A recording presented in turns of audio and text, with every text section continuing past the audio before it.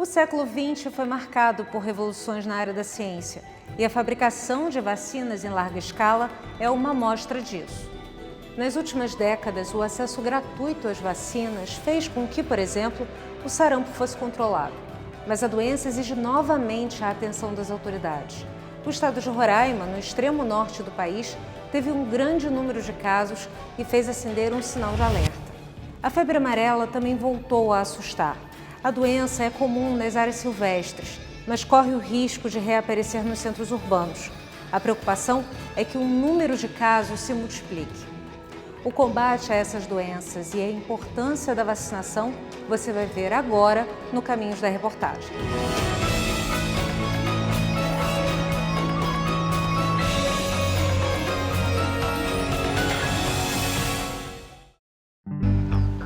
O ano de 2018 começou com as atenções voltadas para a febre amarela.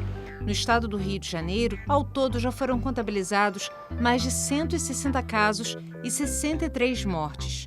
Depois de Angra dos Reis, que registrou 43 casos e 14 óbitos, o município de Valença foi um dos que mais sofreu com a epidemia. A cidade registrou 21 casos e 6 mortes. Tudo começou praticamente no dia 11, né? Teve um caso suspeito, que a gente não tinha confirmação, e no dia 11 já evoluiu com 2 casos muito graves, que aliás até foram a óbito, e que mesmo sem o resultado nós já começamos a vacinação 2 dias depois. Nós saímos em busca da área rural, do centro, em busca ativa, indo de casa em casa vacinar a todos. A gente tem 160 agentes de saúde no município todo. Então, a gente fez um treinamento com todos eles para ir de porta em porta, da zona rural, vindo para dentro da cidade e achar qualquer pessoa em cada casinha, casebre ou palacete que tiver uma pessoa e convencer. Nós já tínhamos feito uma cobertura boa em 2017, porém, em 2017 nós tínhamos uma outra realidade. Então, pessoas que tinham HIV não poderiam ser vacinadas, gestantes não, maiores de 60 não. Então, nós seguimos, mesmo assim, vacinamos muitos, mas ficaram pessoas resistentes que não acreditavam na doença, né? E com os casos de 2018, como teve o óbito, teve caso confirmado, claro que se muda a realidade, o Ministério mudou, nós ficamos com uma área afetada de doença confirmada e isso, o risco-benefício mudou.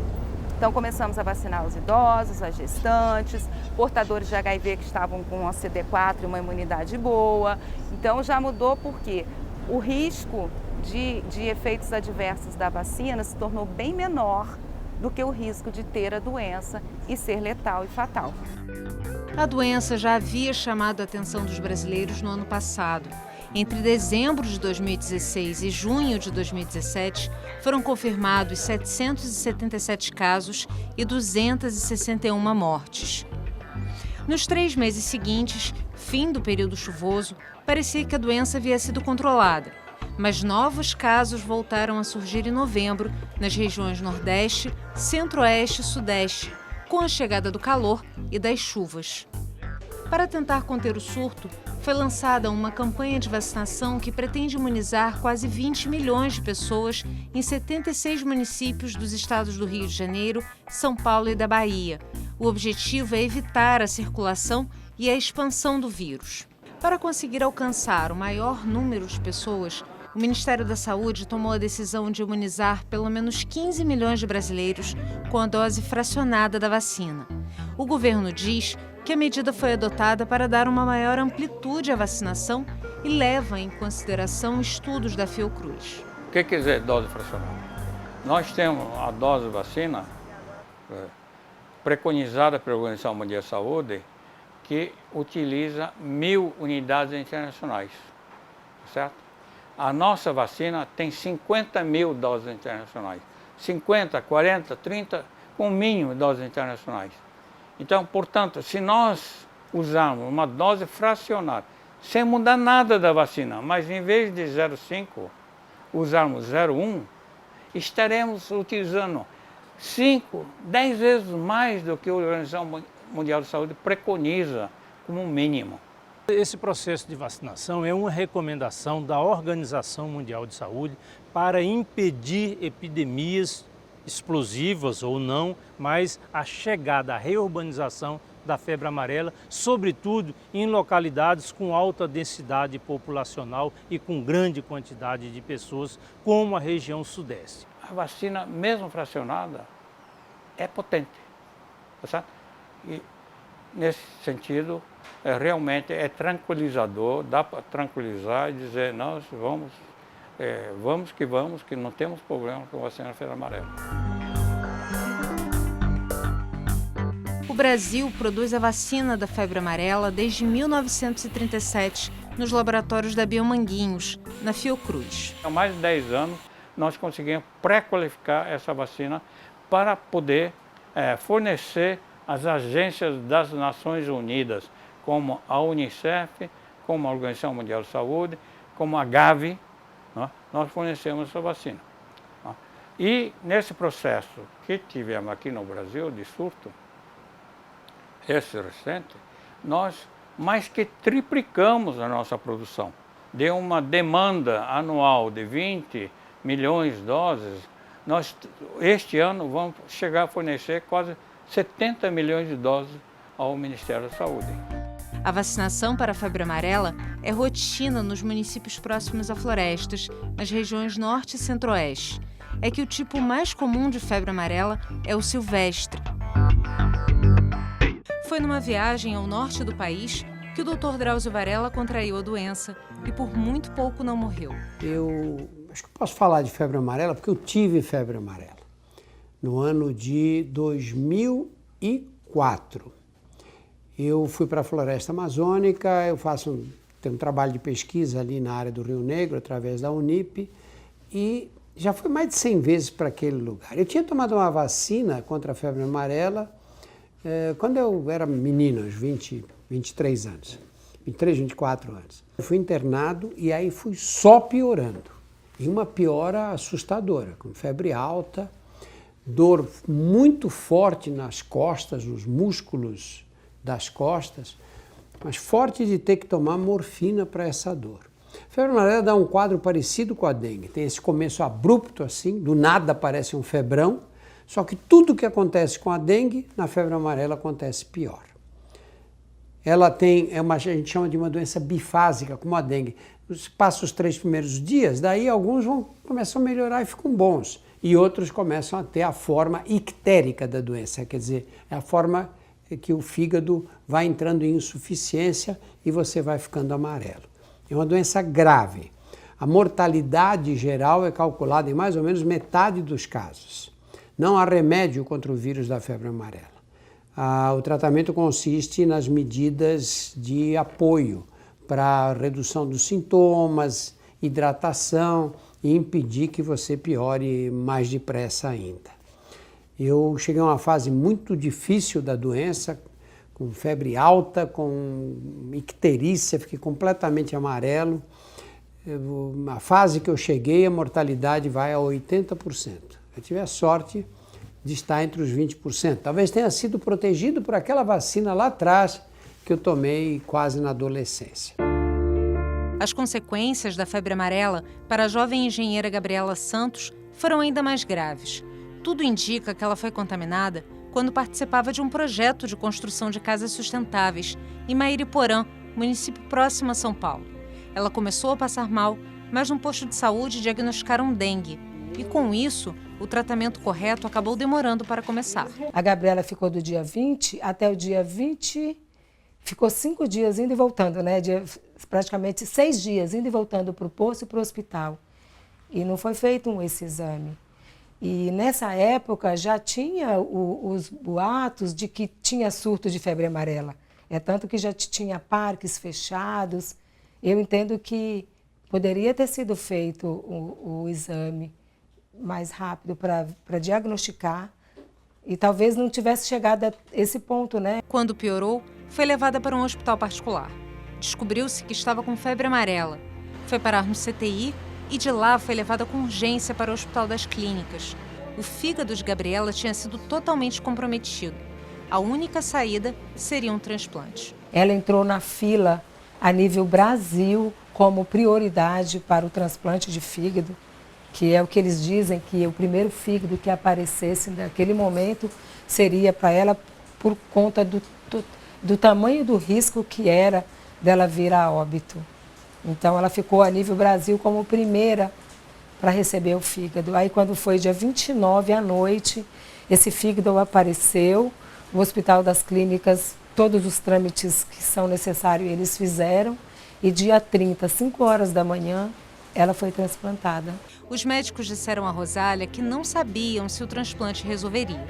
Era a primeira vez que se fazia essa tentativa em um paciente com febre amarela, mas a jovem resistiu bem. A Gabriela ficou 43 dias internada, né? E assim, as perspectivas da Gabriela sobreviveram muito pequenas, mesmo depois do transplante, porque existem várias complicações, né? Poderiam ter várias complicações, mas graças a Deus, no caso da Gabriela, parece que as coisas caminharam tudo para que desse certo. Ainda são muitos os exames, assim como a medicação. A atenção com a recuperação é total. Por isso mesmo, a Gabriela não participou da entrevista. Ela precisa voltar o cotidiano dela, a vida dela normal, voltar a trabalhar, voltar a produzir, voltar a ser a menina que ela era antes, né? Afinal de contas, a Gabriela era uma engenheira civil, tinha 2 trabalhos, ganhava bem, se sustentava, né? Então, a gente está lutando para que isso ocorra. Mas ela está bem, sim, graças a Deus, cada dia melhora um pouquinho. E para a gente é uma vitória. Esse pouquinho que ela melhora cada dia, para nós é uma vitória. A família tenta agora ajuda para saldar as dívidas contraídas com o tratamento. Para isso, criou uma campanha virtual de colaboração. A gente está com essa dívida que foi gerada por esses 2 dias e meio de UTI nesse hospital e a gente está de cabelo em pé, porque foi feita uma campanha, mas o dinheiro é pouco. E depois que a Gabriela chegou em casa, saiu do Hospital das Clínicas, a gente verificou que ela precisa dessas terapias fora o Hospital das Clínicas, para ela voltar 100% o cotidiano dela, o trabalho dela, a vida dela. E isso custa caro e a gente está tendo que juntar todos os nossos esforços e usando também até parte desse dinheiro para estar pagando isso.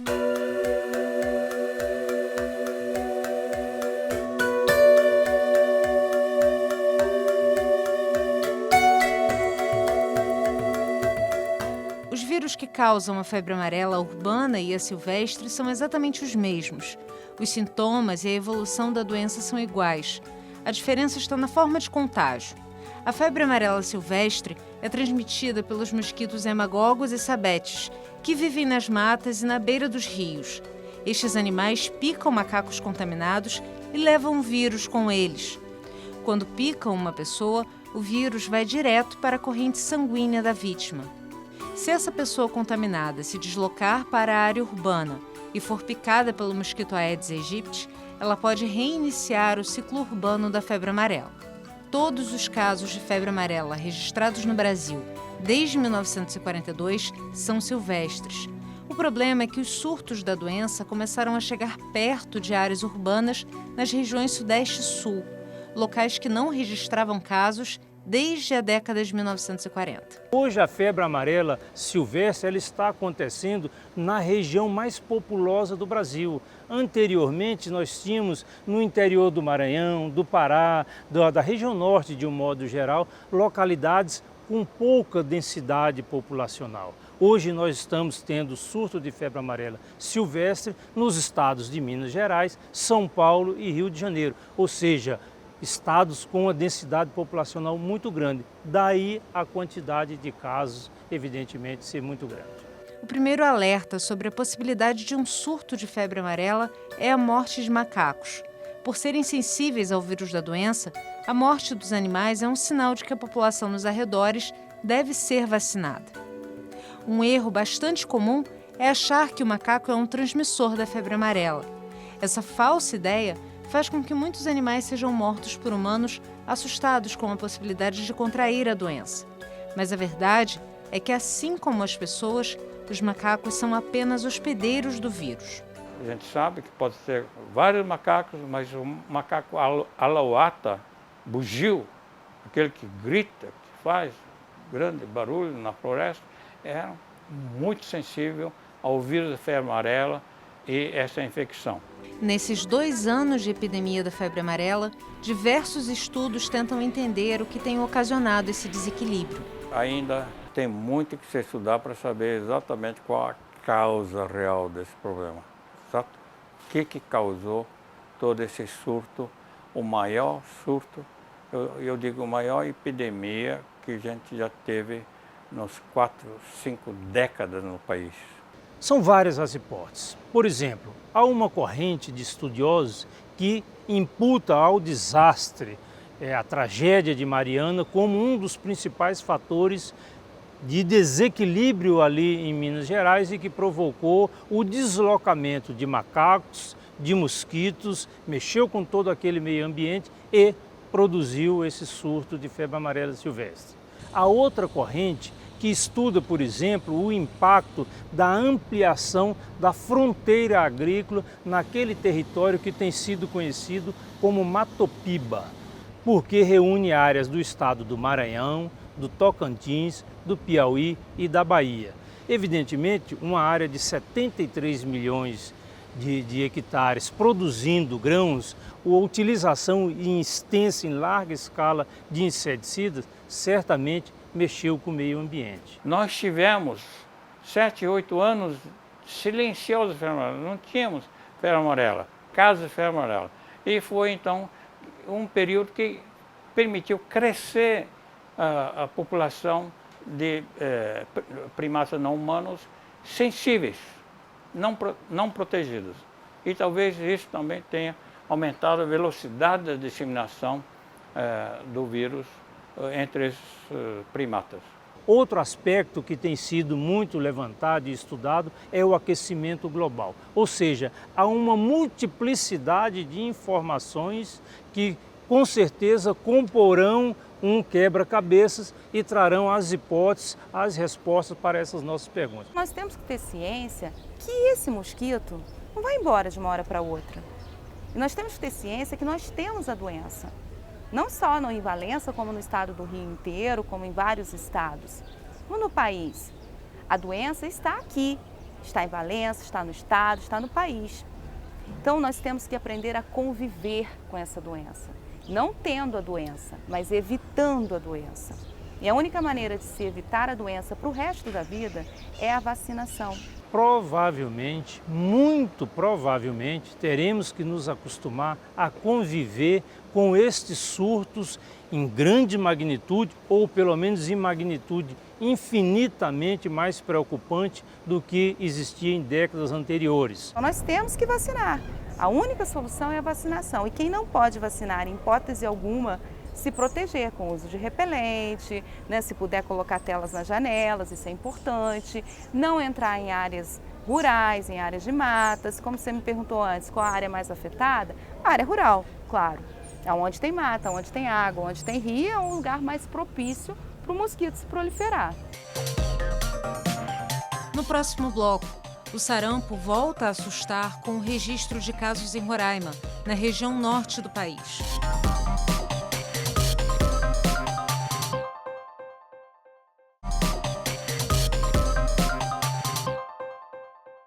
Neste ano de 2018, além da febre amarela, uma outra doença passou a ganhar espaço no noticiário, o sarampo. Desde 2015, nenhum caso havia sido registrado graças à vacina tríplice viral, que também combate a cachumba e a rubéola e está disponível em postos de saúde de todo o país. Essa picadinha, que até pode provocar algumas lágrimas nos pequenos, fez com que o Brasil ficasse livre da doença, pelo menos até agora. O sinal de alerta veio do estado de Roraima.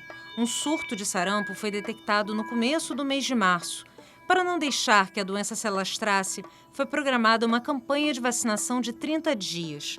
A orientação era de que todas as pessoas entre 6 meses e 49 anos de idade que ainda não tivessem recebido a vacina procurassem os postos de saúde municipais. Como a campanha está em andamento, ainda não há um levantamento do total de imunizações, mas o objetivo inicial era vacinar mais de 400 mil pessoas em 15 municípios. A cobertura vacinal da nossa capital, Boa Vista, é uma cobertura considerada não ideal. Nós temos 80% de cobertura vacinal na primeira dose, então o sarampo são dados em 2 doses. Então isso diz que muitas pessoas na nossa cidade não estão imunizadas contra o sarampo, que é um problema sério e que a gente está tentando agora minimizar todos os efeitos disso, fazendo essa grande campanha de divulgação e esclarecimento para as pessoas.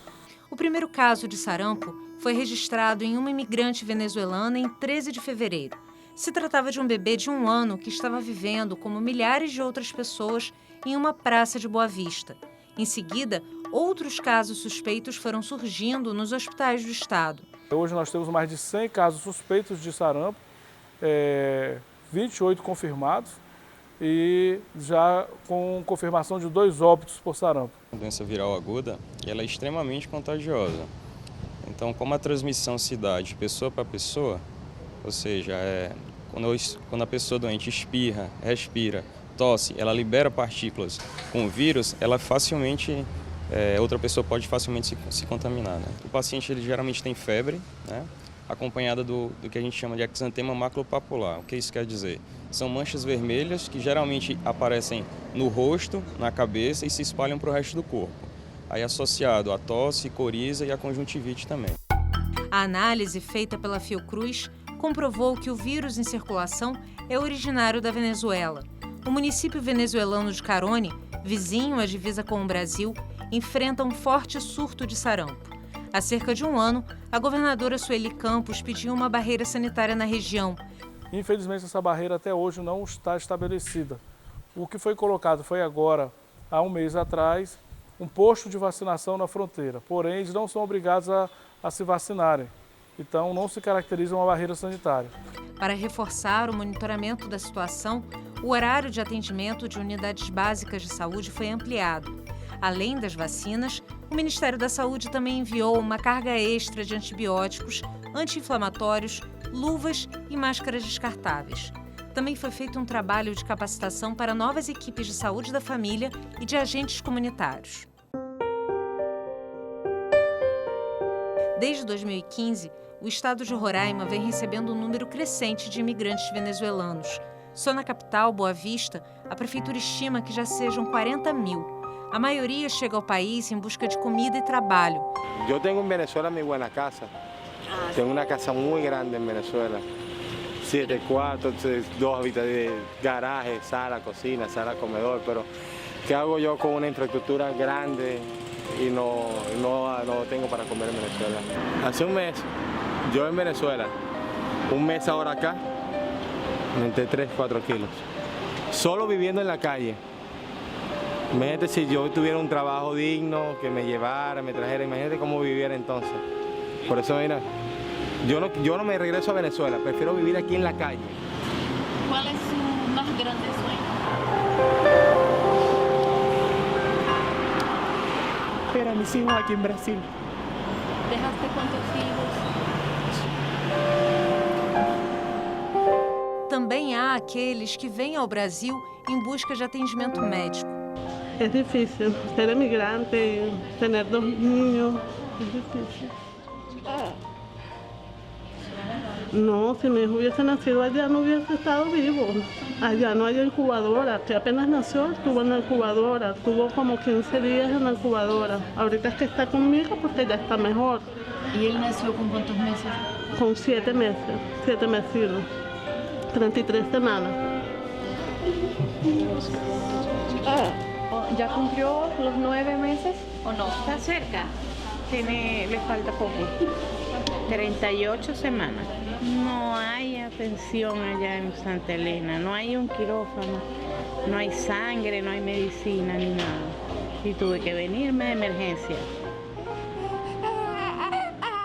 Em relação ao SUS, a nossa unidade ela é aproximadamente a 3ª unidade em número de partos totais, uma média de 8.000, 8.500 partos por ano, que daria uma média de 700, 750 partos por mês. Se for olhar no nosso quantitativo total de pacientes, o nosso número de partos de venezuelanos acaba sendo uma quantidade pequena. Mas em números totais, nos últimos 3 anos, teve um incremento de mais de 100%. Nós estamos prontos para atender toda e qualquer pessoa que procure as nossas unidades hospitalares. O governo do estado está inaugurando mais um hospital com mais 120 leitos. Ele intensificou e fez com que esse hospital fosse inaugurado o mais rápido possível, devido à demanda que vai aumentando nos nossos hospitais de referência, que é os hospitais do interior, o Hospital Geral e a nossa maternidade do estado. A maioria dos imigrantes entra no país pela fronteira com o município indígena de Pacaraima. O impacto é enorme, já que se trata de uma cidade pequena, com cerca de 12 mil habitantes. A situação daqueles que chegam também é muito preocupante. Famílias se amontoam pelas ruas, muitas passam fome. Crianças fora da escola e desnutridas. Bom, esta é a área coberta assim, do ginásio, onde as pessoas dormem à noite. Se bem, muitos estão dormindo do lado de fora porque tem um sistema de redes para dormir. E por outro lado aqui tem a cozinha e a recepção de doações de alimentos que são perecíveis e não perecíveis. Mas graças a Deus está tendo muito alimento que está sendo doado, não? De Pacaraima, boa parte dos imigrantes segue para a capital do estado. Por lá, o impacto da presença dos venezuelanos é crescente ainda mais porque Boa Vista é a capital brasileira de menor população, aproximadamente 330 mil habitantes. E, infelizmente, hoje, por causa dessa necessidade dos nossos irmãos venezuelanos que estão passando essa situação difícil, a nossa cidade mudou a característica dela. Então, é uma cidade hoje com as praças ocupadas por venezuelanos, por famílias, crianças. Existe também nos sinais de trânsito muitos venezuelanos lá solicitando trabalho, pedindo emprego, para que ele possa sobreviver e sobreviver sua família também. Além de Boa Vista, Manaus e recentemente Belém se tornaram outros 2 destinos da imigração venezuelana. O governo federal intervém para organizar a migração dentro do país, determinando localidades que possam receber as famílias venezuelanas.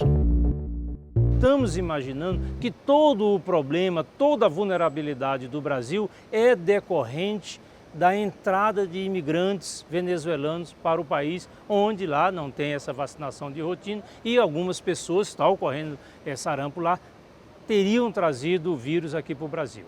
De fato, em Roraima tem sido observado casos de sarampo em crianças. Mas nós internamente, dentro do Brasil, temos áreas vulneráveis. Se toda a nossa cobertura estivesse homogeneamente no ideal, em torno de 90%, 95%, não haveria razão para que nós nos preocupássemos não só com a Venezuela, onde está ocorrendo sarampo, mas com todos os outros países nos quais também são registrados surtos ou casos isolados de sarampo. A vacina do sarampo foi descoberta em 1963. A doença é altamente contagiosa, de extrema gravidade e pode levar a lesões cerebrais e até a morte. O Brasil enfrentou epidemias de sarampo. A mais grave foi em 1986.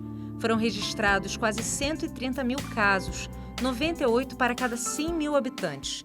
Isso levou o governo a implantar campanhas de vacinação em massa a partir do ano seguinte.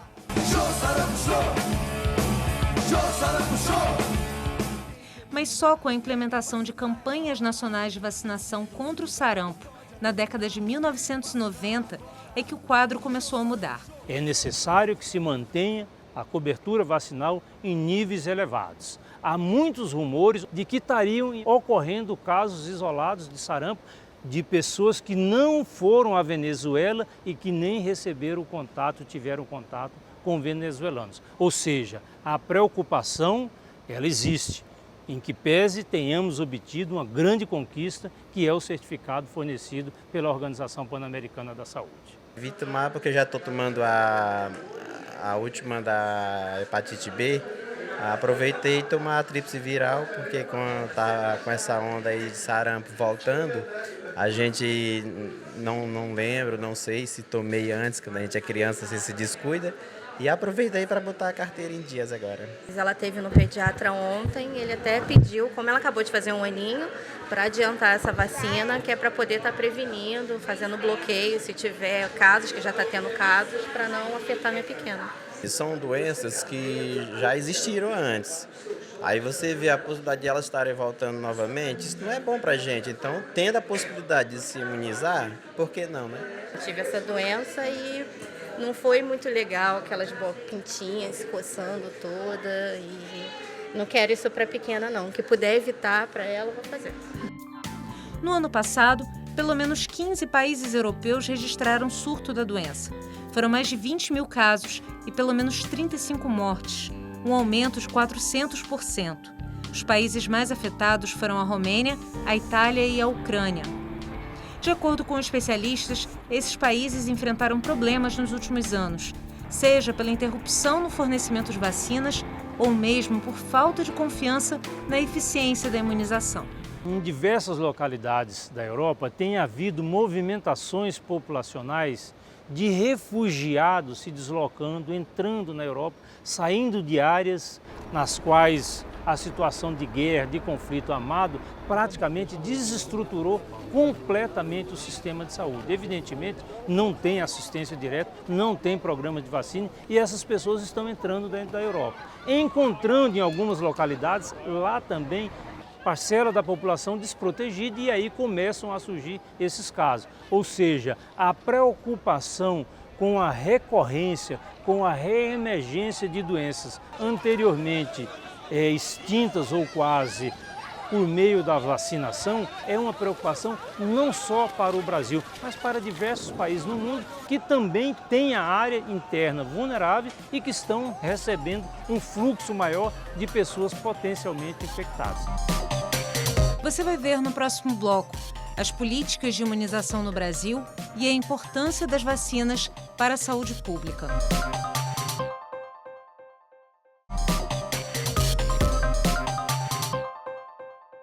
No Brasil, as iniciativas de vacinar a população começaram ainda no início do século XX. Nesta época, o saneamento das cidades era precário. A cidade do Rio de Janeiro, a então capital do país, tinha mais de 500 mil habitantes. Em 1904, cerca de 4 mil pessoas morreram de varíola. Para conter o surto, o Congresso brasileiro aprovou a Lei da Vacina Obrigatória. A ação, coordenada pelo médico sanitarista Oswaldo Cruz, deixou a população revoltada. A ignorância, o medo da injeção e as medidas autoritárias foram um estopim para a revolta da vacina. A cidade foi tomada por uma guerra. Os dois grandes movimentos populares que houve contra a vacinação na história foram aquele de Leicester, na Inglaterra, na segunda metade do século XIX, e a revolta da vacina no Rio de Janeiro, em 1904. Mas, curiosamente, não foram movimentos propriamente contra a vacina, mas sim contra a obrigatoriedade da vacina. Tanto que, por exemplo, no final do século XIX, na Inglaterra, eles tiraram a obrigatoriedade da vacina e o número de crianças vacinadas contra a varíola aumentou e não diminuiu. Ou seja, o protesto era contra a obrigatoriedade. A mesma coisa aconteceu no Rio de Janeiro, numa época em que o pensamento positivista era o dominante. As pessoas protestavam contra isso, contra a entrada dos vacinadores nas casas e aplicando a vacina sem levar em conta a vontade ou não dos indivíduos que iam ser vacinados. E foi basicamente isso. A vacinação era uma das estratégias do recém-criado Instituto Soroterápico Federal. Além da varíola, houve campanhas para acabar com a peste bubônica e a febre amarela urbana, que matou cerca de 5 mil pessoas no fim do século XIX. Oswaldo Cruz, ao assumir a diretoria geral do Instituto Soroterápico Federal, construiu um plano de erradicação da varíola, eliminando o Aedes aegypti, o vetor urbano da febre amarela. Ao longo das décadas, o Instituto Soroterápico teve diversos nomes. Em 1974, passou a se chamar Fundação Oswaldo Cruz. Reconhecida mundialmente pelo trabalho desenvolvido na Biomanguinhos, a Fiocruz foi determinante na erradicação da poliomielite no Brasil. A doença é causada pelo poliovírus e pode ser transmitida pelo contato com uma pessoa infectada, água e alimentos. No doente, pode atingir neurônios responsáveis pelos movimentos e causar paralisia. As campanhas de vacinação contra a polio começaram ainda na década de 1960. Eram milhares de casos da doença no país e a vacina era importada. Dia 14 de novembro é para alergia infantil. A cobertura não abrangia todo o país. Os irmãos Edgar e Andréia, que viviam no território do Amapá, não puderam ser vacinados e tiveram polio, um após o outro. Em 68, que foi a época que nós dois tivemos a polio, meus pais trabalhavam como missionários ali na região do Baixo Amazonas e eles estavam morando em Macapá. Macapá era um lugar muito afastado, né? Nós estamos lá, é o último município brasileiro e ele só tinha ligação por barco ou por avião. Não tinha ponte, que hoje eu sei que tem. E era um lugar muito precário. A polio, ela tem essa questão de ser uma vacina que tem que ser mantida numa certa refrigeração constante, senão ela perde a qualidade. Em Macapá, na época que nós moramos lá, não havia energia elétrica constante. Você não podia ter geladeira, ninguém tinha geladeira. Inclusive o posto de saúde não tinha algum lugar para armazenar vacinas. A doença deixou Edgar entre a vida e a morte. Eu tive uma paralisia do corpo bastante grave, né? Tanto que minha mãe conta que eu movia apenas os olhos. Eu perdi toda a musculatura da deglutição, né? Eu não conseguia engolir. Então, para me alimentar, tinha que usar sonda.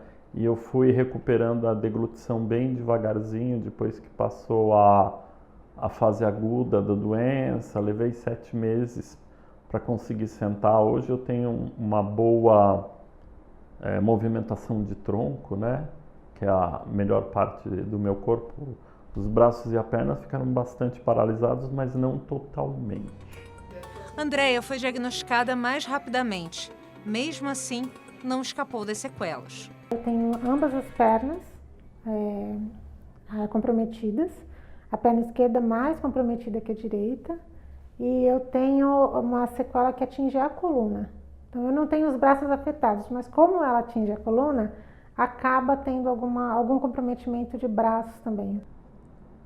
Minha mãe conta que na segunda semana de dezembro de 1968, numa quarta-feira, eu levantei, né?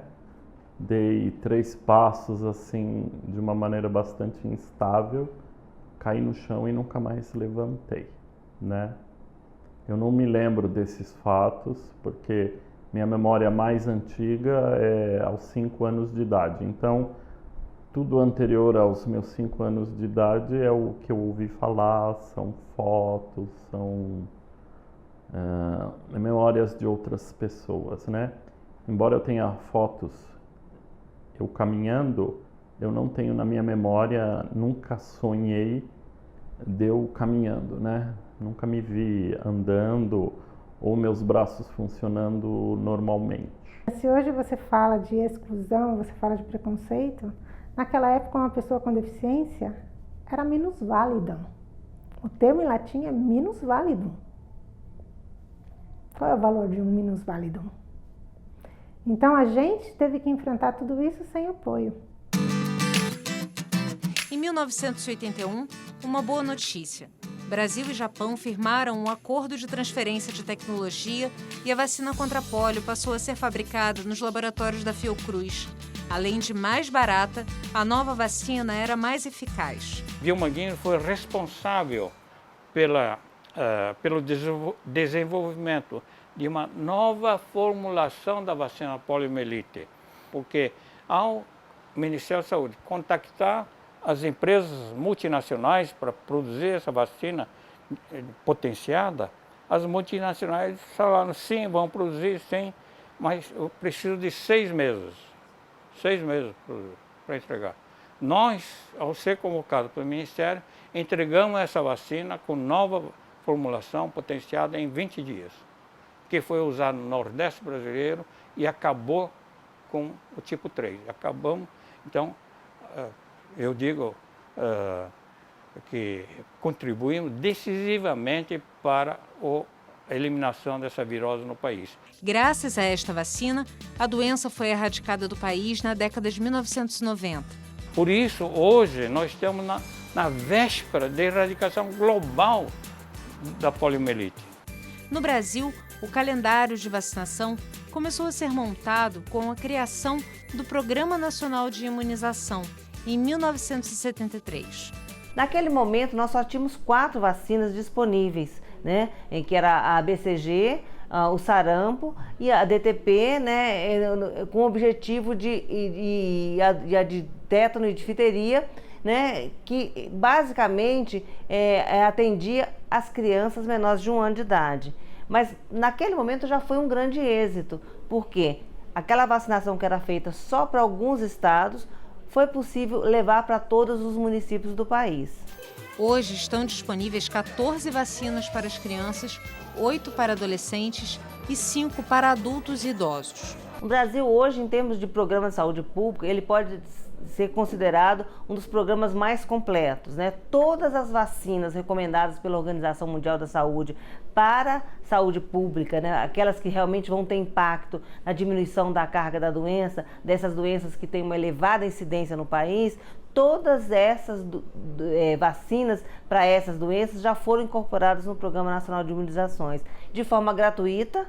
Então é realmente um grande avanço, né, e uma conquista do Sistema Único de Saúde, né, porque com essa estruturação e com essa organização é possível levar a vacina para os grandes centros como São Paulo, mas também para populações ribeirinhas da região norte, né, que tem difícil acesso, e o Programa Nacional de Imunizações garante a vacinação dessa população, então mostrando realmente uma equidade de garantir, né, a proteção da população brasileira. Hoje em dia, pólio, por exemplo, que era uma doença que era responsável por crianças em um pulmão de aço, crianças com muletas, crianças com defeitos ortopédicos, às vezes para o resto da vida, que não puderam ser corrigidos. Hoje em dia você não tem mais pólio. Então, o impacto do nosso Programa Nacional de Imunizações foi muito, muito positivo. Você veja, outro exemplo, meningite C era a causa mais comum de meningite bacteriana no Brasil. Hoje em dia, praticamente as crianças não têm mais meningite C. Ela passou a ser uma meningite muito menos frequente, por exemplo, que a B, que ainda não tem a vacina na rede pública. Então, o impacto da vacina é sentido muito rapidamente. Se há 30 anos as consequências de doenças como a poliomielite e o sarampo eram assustadoras, hoje as pessoas sabem pouco do impacto que elas tinham na vida da população. Muitas, inclusive, têm feito a opção de não se vacinar e não imunizar seus filhos. À medida que nós não temos mais as doenças, né, elas foram eliminadas justamente pelo fato de que vacinamos a nossa população, muitos pais, né, e os próprios adolescentes, né, ou mesmo alguns avós aí na faixa de 40 anos, nunca viram um caso de sarampo, um caso de poliomielite. Então eles começam a achar que essas doenças não são mais necessárias tomarem vacina e começam a negligenciar para levar os seus filhos para a vacinação. Então aquele cuidado que se tinha na infância e aquela preocupação, ela parece que está deixando de existir. Justamente pelo fato de que as doenças não existem mais e justamente pelo fato de que nós vacinamos, né? Que nós tivemos elevadas coberturas vacinais e nós tivemos esse êxito. Então, por isso que nós temos que falar para os pais e responsáveis que eles, apesar de não terem visto nenhum caso de sarampo, nenhum caso de pólio, nenhum caso de rubéola, eles precisam continuar vacinando, porque essas são doenças graves que, se acometerem a nossa população, vão trazer enormes sequelas para a nossa população. Nós temos que trabalhar para evitar isso, mostrar que conseguimos conquistar porque temos alta cobertura. Por isso, mesmo que a doença não pareça ser um risco para a saúde neste momento, a recomendação é de que a vacina seja tomada. A poliomielite, por exemplo, erradicada em quase todo o mundo, ainda é realidade em 3 países: Afeganistão, Paquistão e Nigéria. O mundo é pequeno hoje em dia, né? Você vê o último surto que teve de sarampo aqui em São Paulo, começou a partir de um viajante francês que veio para cá.